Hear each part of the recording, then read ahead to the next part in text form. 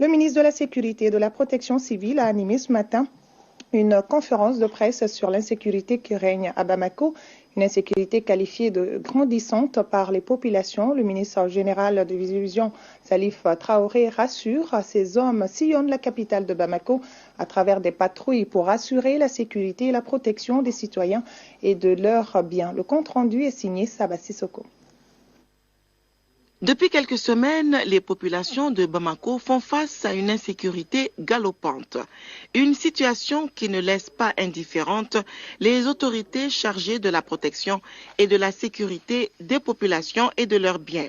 D'où l'initiative de cette rencontre entre le ministre de la Sécurité et de la Protection civile et les hommes de médias pour une mise au point. Il y a eu effectivement quelques cas, si on veut, à peu près 5 cas macabres, dramatiques, en 3 semaines, mais qui ont eu une couverture médiatique extrême.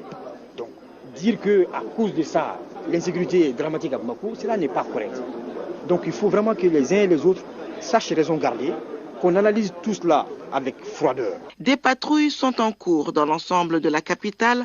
Leur efficacité dépend surtout de la collaboration des populations.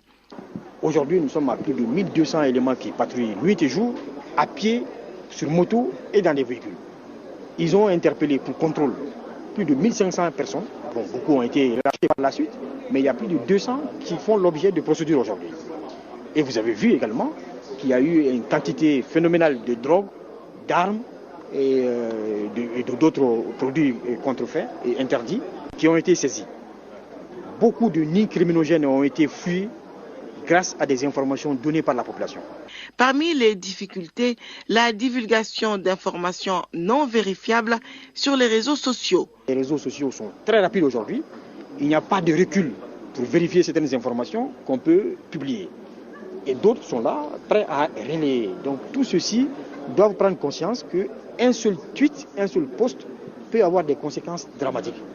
La présente conférence a été relayée en direct par plusieurs radios privées de Bamako et ses environs.